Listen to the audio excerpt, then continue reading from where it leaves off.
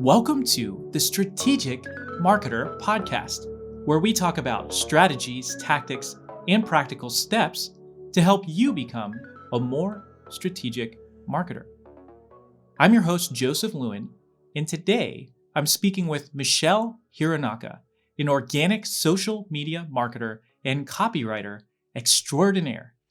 In today's episode, we discuss how focus is the key to a successful social media strategy. Let's get started. What is the biggest mistake you see companies making in regards to their social media? I think the biggest mistake, honestly, is a lack of focus. And in that one word, you can encompass all the other little mistakes that I would that I would love to list out. But honestly, it's that lack of focus. If you're treating social media as just, some place where content needs to be published regularly because somebody at one point in time said you needed to be on social media, you've completely lost focus. If you're not playing the long game on social media, you've lost focus. If you don't have the right teams on social media, you've lost focus. It really is all about the focus and how much attention you can give it. And yeah, I just think too many businesses aren't focused enough on their social media strategy. They just don't have a focus for it. So what would be a key indicator that somebody is not focusing on their social media or giving it the right attention? I hopefully will get any hate mail for this. But if you are posting your articles to your LinkedIn, you are lost focus. That's a pretty big. If your images are showing up on Twitter and you're there's just little things on each platform. If you're not speaking the language of the platform, if you're not contributing to the culture of the platform, it's so obvious to anybody who is in a heartbeat. And I could give you a list of all the little things that it is, but there's some different signs. And the biggest one is if you're just not in tune with the culture of the platform, be that how your images, how your content's showing up, or what language you're using, emojis, that sort of thing. And it's really obvious and you stick out like a sore thumb. That's the biggest sign to me that you're just using this as a dumping ground for your content marketing. Yeah, if I was going to be in charge of publishing to Twitter or TikTok, you would certainly know that I was not the right person for the job very quickly because I do not know the ins and outs of those two platforms. I'll give you a free tip. I'll give you a free tip. Do not post your blogs to TikTok, okay, Joseph? Let's say, okay. That one was okay, really concerning to me. That's a good tip. That's a good one. I appreciate that. So on the topic of focus, one thing that I've had a challenge with at smaller companies, and I'm curious your thoughts on this, is feeling like you have to publish to all of the platforms when you have a really small team, when each of them do take a level of expertise, a level of understanding. So first, is there ever, should you be on all the platforms no matter what, or should you focus on specific ones first, depending on your audience? I guess I'll just start with that and I can ask you a follow-up. Well, before I answer that, are you a dad, Joseph? Do you have any kids? Yeah. Yeah? How old are they? 3 kids. Let's see, 8, 6, and almost 4. Okay, so you're 8-year-old. When they get to middle school, do you want them signing up for every single extracurricular activity that their school offers? Absolutely not. Would that be healthy? I just had anxiety. Yeah, I know, right? Would that be healthy? Would that be helpful? Would they have any time? Would they be successful at all at any one of them? So why do we approach our social media this way? I don't get it. No, my advice is choose one. Choose one. And what it's going to do for you is just amazing. If you can win at one, and obviously there needs to be the research, your audience needs to be there. You need to make it's like your kid. You got to make sure that you're into it, right? If you're going to choose one, they better like it, right? At least to start. Absolutely. But choose one and win there. And once you've won there, and by winning, I mean, like, you feel confident in your audience there. You feel that if you drop something, a new product line, a new service, whatever, they're going to respond. You're going to get feedback. You know, you've got a relationship there. You're seeing leads actively from there. If you can win with one, then your confidence is going to be bolstered as a team, first of all, and you're going to be confident enough to expand to another, and you're going to know some ins and outs about your audience on social media. The language won't transfer 100% to the new platform, but you're going to know your audience a little bit better and how to identify when a quality conversation is happening. And the other thing is you have an audience. Wait, quality conversation? What? It's a quality conversation. That's something that most people that are doing social media have never had before on social media. Yeah, so. That's a whole other thing. But once you have that confidence, not only that, but your audience will then have the confidence in you. And if they enjoy you on, let's say, LinkedIn, if they're loving your content on LinkedIn and you're like, hey, we're testing out Instagram, come see us on Instagram, they're 1,000%, they're going to go see you on there. Are they going to do that often? Maybe not, but maybe enough to get you your first 100 followers or so. Maybe enough to get you that initial traffic. And then you're going to find a whole new audience on Instagram and build from there. So I think it's silly to the nth degree, silly being the kindest word I can use for it, that anybody is trying to do all the platforms at once. And I get it. I did it too. I've done it for many businesses because that's just the rule of thumb, is you should be on Twitter. You should be on Facebook. Facebook, don't get on Facebook, first of all. And that's your second free tip. If you're a business, don't get on Facebook. But you know, spreading yourself too thin does nobody any good. It doesn't do you any good, and it definitely doesn't help your audience see you or interact with you at all. Yeah, no, I agree. That's excellent. I'll have to get some other people to listen to this so that it helps me out. But no, that makes a lot of sense. So when you're going to figure out your social media strategy, you know, if you're going into a brand new business, or, you know, you're freshly hired and they go, okay, take over our social media. We're on all of these accounts. So go ahead and, you know, just do your thing on all of these accounts. How would you navigate the conversation to, you know, first get them buy-in to only focus on one platform? And then how would you figure out what platform to focus on first? How do I get them to buy into focusing on the one platform? Well, yeah. I guess I would ask them, have you been successful with your current strategy? Because I think that would be the biggest indicator. And also, you know, there needs to be a conversation of like what success looks like. If you want to continue with 5 likes on your tweets, but your tweets, you know, were seen by 1,000 people, great. We can keep doing that. I am more than qualified to continue that route for you. If you want to actually have those true quality conversations with your audience, something has to change. You cannot continue the route you're going. And if the biggest thing for me is if the resources aren't there, i.e. there's not enough team members, there's not enough content, there's not, it could be any amount, there's not enough time, right? If social media is delegated to one person, who's also running the landing page and doing the ads and all these different things, then we have to accommodate for time.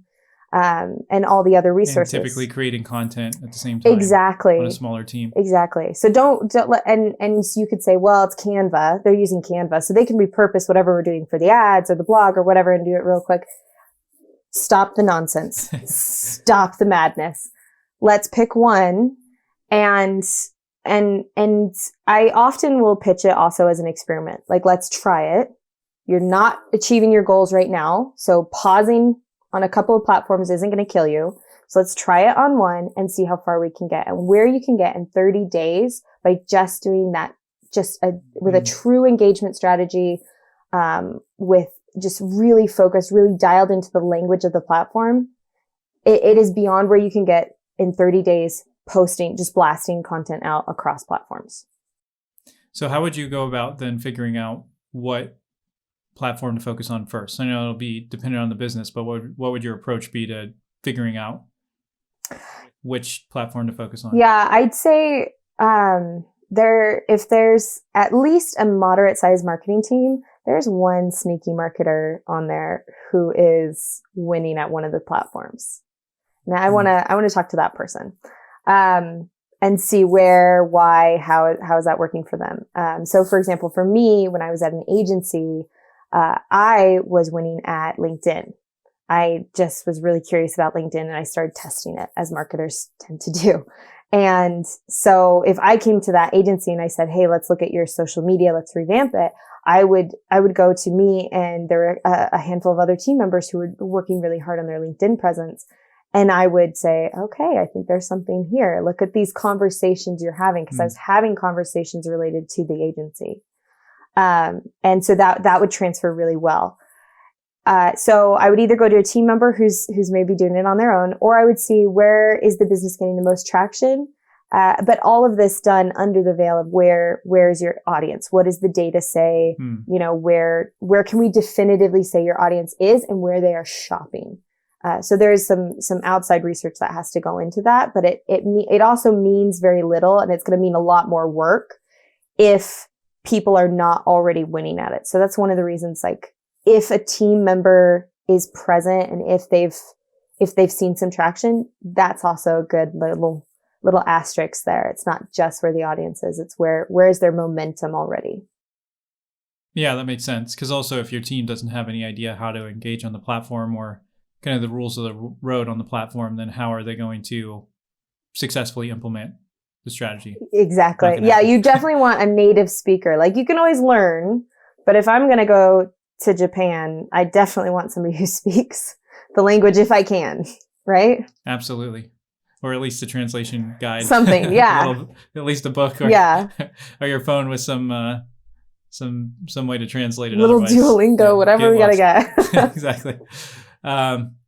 So switching gears here a little bit, so we kind of covered what non-focused social media strategy looks like, but what does a real social media strategy look like? It's a beautiful thing. It's such a wondrous thing to behold. A real social media strategy, it's, this kind of kills me, and we can make a whole other podcast episode about this. I mean, honestly, Gary Vee's doing it pretty well. I hate to admit it, but he is. He's got varied content. He's got real conversations. He is actually responding. So that's the part about the real conversations that people aren't understanding. They're like, well, my audience doesn't leave meaningful comments. It's like, because you don't comment back. There has to be an engagement strategy there. And depending on the business, tied to that is a customer service strategy. You are thoughtful about your video content, your stories. So I actually made a list of this the other day on one of my LinkedIn posts. I'm going to just read it off for you. An engagement strategy, a social listening strategy, and I would tie closely with that. They are not the same thing, but I would tie closely to that a research strategy, video content strategy, story strategy, and SEO strategy.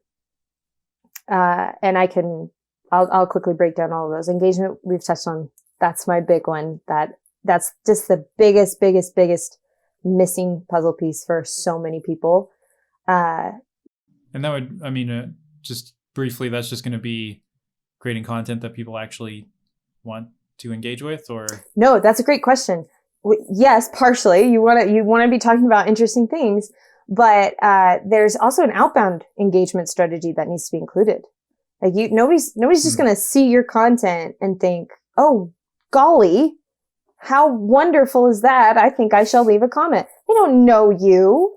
That would be like walking into a party and saying a quick fact about how we tried to, import hippos in the 1910s to, replace cattle meat. Cool fact. Nobody knows me. Right. Like, who are you? You came to this party and you just shouted that? Who invited her, right? Weirdo. Yeah, exactly. That is literally the same thing. It does not matter how creative your content is. if you're not talking to anybody first, so there's an outbound engagement strategy there as well. You need to be going to other conversations already in place. You need to be introducing yourself. You need to be adding value there before you can expect anybody to care about whatever nonsense you're going to be talking about. So engagement strategy, outbound, and then within your own content, making sure you're on top of that. Social listening, those two are tied very closely together. How are people responding to your content? When I published that list, actually, I made that for businesses. Overwhelmingly, all of my comments were like, whoa, that's too much for me. And people were talking about their personal presence. And so what I learned from my audience that day is, people are enjoying my content, but they took this business tip for themselves. They're looking for personal branding tips on social media. I should write more of that. So there's a social listening element.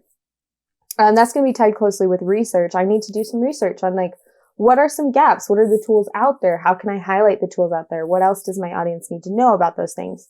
So social listening and research. Video content.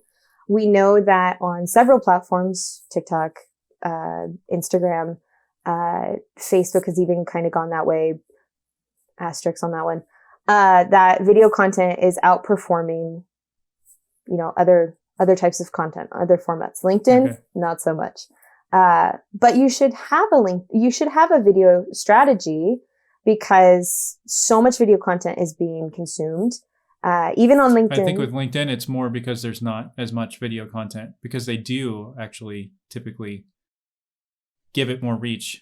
I've seen the opposite. It's a little complicated because I don't want to go into this too far, but LinkedIn doesn't use the same metrics to show for videos as it does for posts. So it's video views versus post, how many times a post shows up in your feed. So you're not comparing apples to apples. Interesting. On like the two different kinds of views, which is so dumb. I'm like, come on, LinkedIn. This is a basic feature. But see, and I wasn't aware of that. See, because all of my video content is like,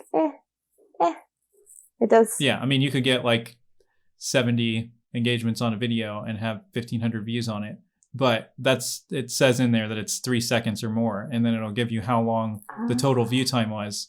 And it's like pretty significant. So people are clearly engaging with it, and LinkedIn's clearly getting in front of more than, it's not like all 1,500 people watched long enough to, see it. But anyway. That's interesting. Side note. I had no idea. And I'm not pulling out all the stops on my videos. Like I still don't have captions or anything. I just am doing it. So even my video strategy is like lacking. But I think it's so important. Like it's just if somebody is getting text content from you all the time, that's great. And maybe they enjoy your text content, but throw a bone every once in a while. Like keep it interesting. Yeah, mix it up. Yeah, mix it up. It is nice to see people, how they interact and see their mannerisms and stuff too. Just kind of getting a feel for that. Yeah. So I know we could keep going on that for a while, but there is one other thing I wanted to cover with you. So as people are wanting to implement a social media strategy and they're looking to do, the real thing and start pulling in a lot of the things that you're talking about. What are some practical steps that a team can take? Because, I mean, for one, if they're a bigger team, they could just start applying all of those things at the same time. But how do you figure out, after you've figured out the one channel you're going to focus on, how do you start focusing on what elements of a social media strategy you're going to implement first and, how to kind of prioritize that? Yeah, and I think we kind of touched on that, just the dialing down and reevaluating what hasn't been working. I would say getting yourself steeped in the culture of the platform. So one of the things I always recommend for anybody starting on Instagram is to go follow people they're just randomly interested in. No rhyme or reason other than that you find them fascinating. And if we're approaching this from a business standpoint, once you've kind of identified, we've been posting links in our posts, which take them to the article. We know that doesn't get very good reach. Yeah. We know we don't have a video strategy. So before you go, okay, great, we're going to make video, go really spend some screen time and watch somebody who you genuinely enjoy and make a list. Why do you enjoy them? What is it? Is it their voice? Is it their mannerisms? How are they packaging their knowledge? Is it quick 5 fast tips with Michelle, or is it more of a conversation? And make sure that you're incorporating that kind of approach into your content. I think once you've got a list of what you truly, truly enjoy, what is really deeply, you find entertaining, then you can start as a team. You can figure out what maybe those 5 things are. And then that's when the inspiration comes. That's when I find that the light bulb starts coming on is, oh, I love it when they reference Friends. And like, oh, we could kind of do that in our brand voice, you know, or, we want to really lean into our brand voice. We've been very stock arty, very formal. How do we get out of that? And then you find, you know, anywhere from, I follow all kinds of local mom influencers, which I love. It's so Utah. But I follow the American Museum of Natural History. And I follow this wonderful Instagram account called the Museum of Lost Memories. And I mean, I could go on. I've got like runners coaches and different things, but the theme throughout them is how they're engaging with their audience. They all make it very personable. And that's something that I've tried to incorporate in mine. And it's not a difficult thing to do. It is simple. It is not easy necessarily. It does take the time. It seems like it's taking, the first step would be to spend time, like you're saying, on the platform. That's going to give you an idea of what other people are doing, you know, kind of how the platform itself works and the etiquette. And I've spent a lot of time on LinkedIn, and you definitely see that. And like you're saying, you can definitely tell when somebody's on there who, I mean, and I see people who have been posting every single day for like 3 years and nobody ever engages on their stuff, and they keep doing the same thing over and over again. So the idea is look at people that you enjoy watching where it's working, and start to not just consume what they're doing, but start to analyze it and say, why do I like this? You know, what are they saying that's interesting? Why is it entertaining? And is there something that we could do on our team that's similar? And let's change the conversation of what's working too and what's successful. Because something I always have to do, or I often have to do with my clients is reframing what that success looks like. We are not going after the millions of followers, you know, accounts. I don't want you following Kylie Jenner. Like if I am your coach on this, please don't follow any of the Kardashians or the Jenners. Like good for them, but let's go smaller. Let's think smaller. Go somewhere local, find a fashion blogger. If that's your taste, let's go find a fashion blogger, and let's go where it's not just fire emojis. It's not just a single thumbs up emoji in the comments. Because if you look at the Kardashians, that's a lot of what's going on. Sure, engagement out the wazoo, but from bots and from people who aren't contributing to a conversation. If you go more local, if you niche down, there's valuable conversations going on, and there's true purchasing power going on there. We can make an argument about Kardashian purchasing power, but that's a big thing for me, is making sure that you are following and researching and looking at those people who are truly having those conversations. And the buying power for the influencers is more if you have the buying power to afford to have them sponsor you, then maybe you can benefit from their engagement. But and if you join on the smaller side. Oh, sorry about that. I got excited. No, go ahead. Well, and if you join the conversation it's so much easier for you to join a conversation with a smaller resource than it is, you know, a behemoth. They're never.